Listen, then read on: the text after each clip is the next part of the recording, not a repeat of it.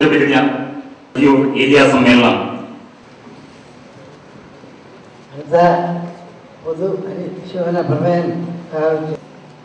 കഴിഞ്ഞ സമ്മേളന കാലയളവിന് ശേഷം നമ്മെ വിട്ടു പിരിഞ്ഞ communist party M Sathyanesan, party Thiruvananthapuram ജില്ലാ കമ്മിറ്റി അംഗമായിരുന്ന sir B K Vishwambharan Nair, സ്ത്രീകളെ അടുക്കളയിൽ നിന്ന് അരങ്ങത്തേക്ക് കൈപിടിച്ച് ഉയർത്തിയ പാർട്ടി സംസ്ഥാന കമ്മിറ്റി അംഗവും മലപ്പുറം ജില്ലാ സെക്രട്ടറി കർഷക സംഘം നേതാവുമായിരുന്ന professor M K Sukumaran Nair, medical college പ്രദേശ രാഷ്ട്രീയത്തിനപ്പുറം വലിയൊരു സുഹൃത്തുക്കളും കരുത്തുറ്റതാക്കുന്നതിന് നിർമ്മലാമ, Kunnumpuram branch secretary Sundaresan, KSKTU Sasi, Petta Amrit Mohanan, Sathi, Jaya, Suresh Babu, CPM medical college branch അംഗം വേലായുധൻ, പട്ടം ബ്രാഞ്ച് അംഗമായിരുന്ന യുവജന പ്രസ്ഥാനത്തിലൂടെ സഖാവ് പാർട്ടിയുടെ പൊതുധാരയിലേക്ക് എത്തി.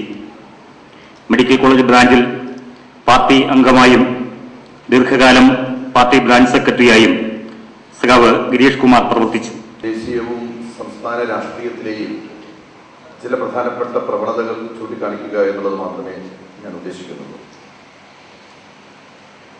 നമ്മുടെ 19ാം പാർട്ടി കോൺഗ്രസ് 4 വർഷങ്ങൾക്ക് മുമ്പ് സമ്മേളിച്ചത് കോയമ്പത്തൂരിലാണ്.